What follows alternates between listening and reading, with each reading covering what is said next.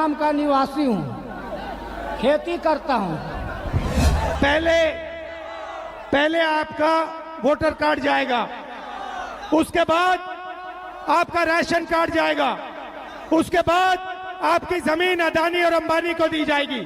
ये देश 2-3 अरबपतियों का नहीं है, अंबानी का, अदानी का नहीं है। ये देश किसानों का है, मजदूरों का है, छोटे व्यापारियों का है।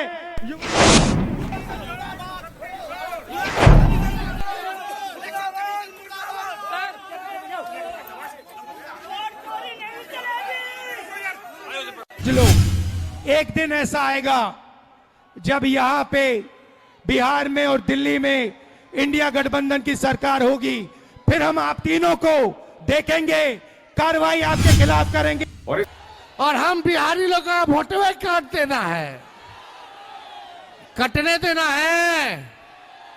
अपनी वोट की रक्षा करनी है कि नहीं करनी है? ये लोग सोचता कि बिहारी का चूना लगा देंगे। अरे इनको पता नहीं, बिहारी लोग जो है खैनिये में चूना रगड़ देता है। दोस्तों नमस्कार, मैं हूं जगत सिंह अवाना और आप देख रहे हैं सरगना टाइम्स।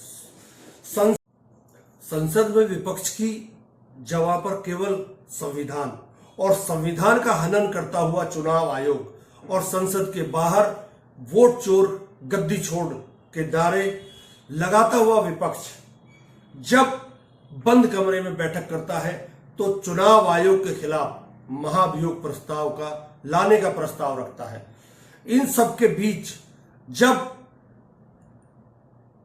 बिहार में तेजस्वी यादव और राहुल गांधी अपनी अपनी पार्टियों का झंडा लेकर और जनता के बीच निकलते हैं और जनता के सरोकारों से दो चार हाथ करते हैं, तो उन सब के बीच अब तिरंगा भी कहीं ना कहीं आ गया है। तिरंगा आने का कारण है क्योंकि चुनाव हर उस व्यक्ति की पहचान है जो इस देश का नागरिक है, परंतु जब उसी नागरिकता पर चुनाव आयोग हनन करता है और उन वोटरों को काटता है तो उस पर आवाज उठनी भी लाजमी है। आवाज उठते उठते आज ये हालात हो गए हैं कि जिस संवैधानिक पद पर बैठे हुए चुनाव आयुक्त को दिल्ली में अपना घर मिला हुआ, अपना दफ्तर मिला हुआ है, आज उसके पैतृक घर यानी कल उसके पैतृक घर पर देश की जनता और देश के उत्तर प्रदेश के कुछ लोग निकलकर उसके घर पर भी पहुंचे।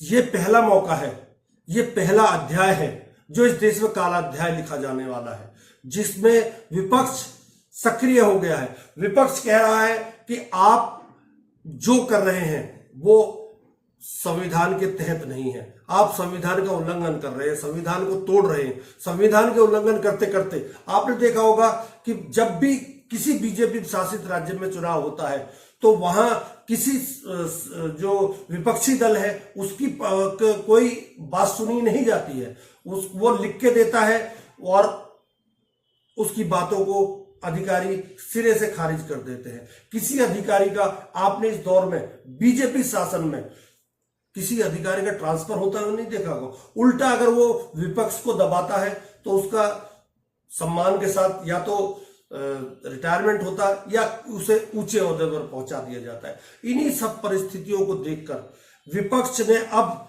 नया जो शुरू किया है बिहार से, उसमें कहीं ना कहीं देश की जनता को, बिहार की जनता को विपक्षी दल अपने साथ जोड़ने में कहीं ना कहीं कामयाब नजर आ रहे हैं।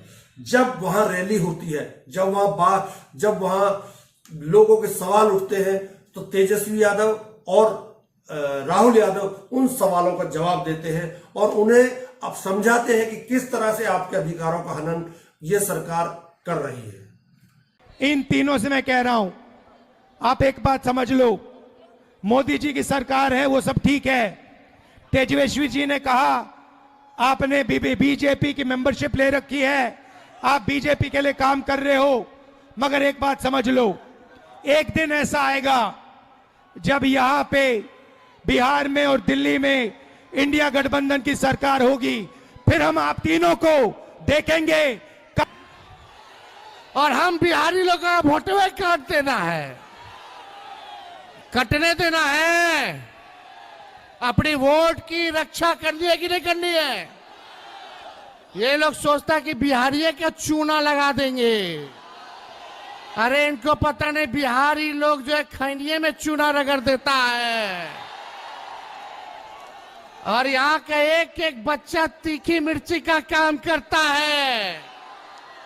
मुद्दे की बात कीजिए, ये पहले वोटर लिस्ट से नाम काटेंगे, फिर राशन काटेंगे, फिर पेंशन काटेंगे। ये लोग संविधान को, लोकतंत्र को खत्म करना चाहते हैं। हम सब बिहारियों को, गया के लोगों संकल्प लो, ये गया जो है ज्ञान और मोक्ष की धरती है और पूरा बिहार जो है लोकतंत्र की जननी है। ये भाजपा के लोग और गुजरात के दो लोग आकर के हमको बताएंगे कि कौन बिहारी वोट देगा कि नहीं देगा। जिम्मेदारी उनकी है, चोरी उनकी पकड़ी गई और मुझे कहते हैं आप एफिडेविट लाओ। इलेक्शन कमीशन से मैं कहना चाहता हूं, पूरा देश आपसे एफिडेविट मांगने का काम करेगा। थोड़ा सा समय दे दो। हर स्टेट में, हर विधानसभा में, हर लोकसभा में हम आपकी चोरी पकड़ के देश को दिखाने जा रहे हैं। यह भारत माता का संविधान है, यह भारत माता का संविधान है। इसको अंबेडकर जी ने, गांधी जी ने, नेहरू जी ने, पटेल जी ने लिखा है, बनवाया है, मगर इसमें 3000 साल पुरानी आवाज है, हिंदुस्तान की आत्मा की आवाज है। तो ये इस आत्मा पर आक्रमण करते हैं, ये इस संविधान पर आक्रमण करते हैं। ये भारत माता पर आक्रमण कर रहे हैं और हम भारत माता पे ना नरेंद्र मोदी को, ना इलेक्शन कमीशन को आक्रमण करने देंगे। इस संविधान को कोई नहीं मिटा सकता, इस संविधान को कोई नहीं छू सकता। और इलेक्शन कमिश्नर, आप अच्छी तरह समझ लो, अगर आपने अपना काम नहीं किया तो आप पर सख्त कार्रवाई होने जा रही है। बड़ा हम बिहारी हैं और हम बिहारी लोगों का वोटवे काट देना है, कटने देना है। अपनी वोट की रक्षा करनी है कि नहीं करनी है? ये लोग सोचता कि बिहारी का चूना लगा देंगे। अरे इनको पता नहीं बिहारी लोग जो है खैनिये में चूना रगड़ देता है और यहाँ का एक एक बच्चा तीखी मिर्ची का काम करता है। मुद्दे की बात कीजिए, ये पहले वोटर लिस्ट से नाम काटेंगे, फिर राशन काटेंगे, फिर पेंशन काटेंगे। ये लोग संविधान को, लोकतंत्र को खत्म करना चाहते हैं। हम सब बिहारियों को, गया के लोगों संकल्प लो, ये गया जो है ज्ञान और मोक्ष की धरती है और पूरा बिहार जो है लोकतंत्र की जननी है। ये भाजपा के लोग और गुजरात के दो लोग आकर के हमको बताएंगे कि कौन बिहारी वोट देगा कि नहीं देगा। अलग अलग बेईमानी चल रही है। आप सोचिए, घुसपैठिया कोई नहीं मिला, लेकिन एक भाजपा का गुजरात से आया घुसपैठिया जरूर मिला। वो कौन है? भाजपा का प्रभारी भीखू भाई हैं। अभी 24 पे गुजरात पे वोट दिए, वहां नाम कटवा करके यहां आ गए। उनका एड्रेस जो है 00 है, उनका भी एड्रेस जो है 00 है। आप समझिए, पता नहीं इस बिहार का चुनाव खत्म होगा तो कहां नाम कटवा करके जाएंगे। 5 साल में लोग एक बार वोट देता है, हम लोगों का अधिकार एक बार देने का ये लोग छीनना चाहते हैं।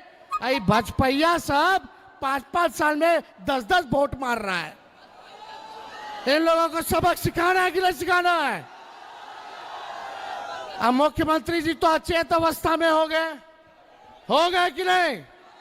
ये खटारा सरकार 20 साल तक बिहार को गरीब बना के रखा, बिहार को बेरोजगार बना के रखा, पलायन जो है बढ़ गया है, शिक्षा चिकित्सा सब बर्बाद हो गया है। आप लोग इस बार महागठबंधन का साथ दीजिए, इंडिया अलायंस का साथ दीजिए, हाथ मजबूत कीजिएगा, सरकार बनाइएगा। दोनों हाथ उठा करके सब लोग बताओ, सरकार बनाना कि नहीं बनाना, बनाना कि नहीं बनाना? तो आप सब लोगों का साथ मिले और जब सरकार बनेगी तो पढ़ाई दवाई। यह सवाल सरकार का नहीं है, यह सवाल चुनाव आयोग का है।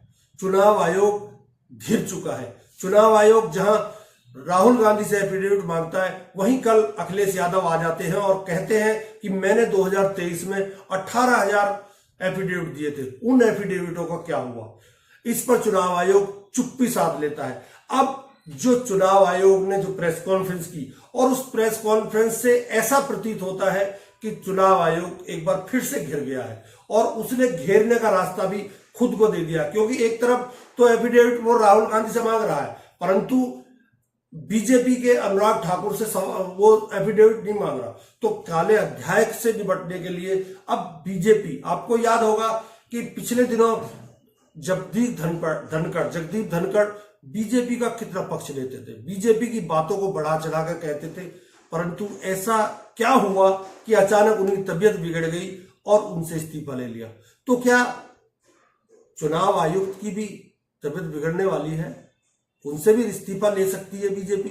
अपना पीछा कटाने के लिए बीजेपी कुछ भी कर सकती है।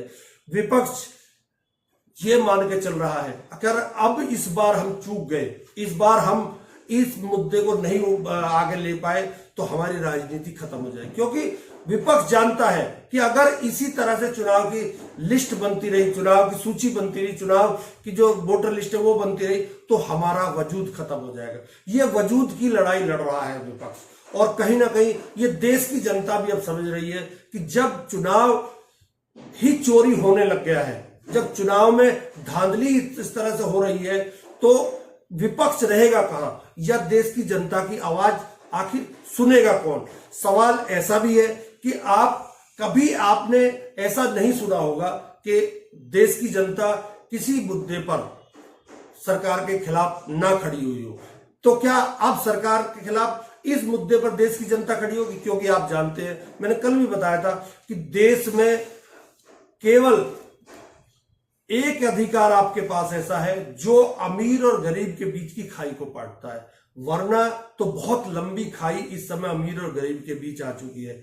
मैं ये नहीं कहता कि विपक्ष कामयाब हो जाएगा, मैं ये नहीं कहता कि पक्ष कामयाब हो जाएगा। मैं कहता हूं अगर विपक्ष ने यही माहौल नवंबर तक रखा और नवंबर तक में चुनाव हो गए, और अगर विपक्ष इसमें जीत भी जाता है, तब भी विपक्ष को इस बीजेपी के शासन से लड़ना ही पड़ेगा। क्योंकि आप देख रहे हैं कि किस तरह से अब बीजेपी अक्टूबर से नवंबर के बीच में बिहार में उतरने की तैयारी कर रही है, और उसमें मंगलसूत्र, तुम्हारी भैंस ले जाएंगे, तुम्हारी गाय ले जाएंगे, तुम्हारे घरों को बांट दिया जाएगा, तुम्हारी प्रॉपर्टी को मुसलमानों को बांट दिया जाएगा, ज्यादा बच्चे वालों को। ये मुद्दे अब आने वाले हैं, उनके लिए भी अब आपको तैयार रहना पड़ेगा। मैं ये नहीं कहता कि बीजेपी ऐसा करेगी ही करेगी, परंतु मैं विश्वास दिलाता हूं कि बीजेपी ऐसा ही करेगी।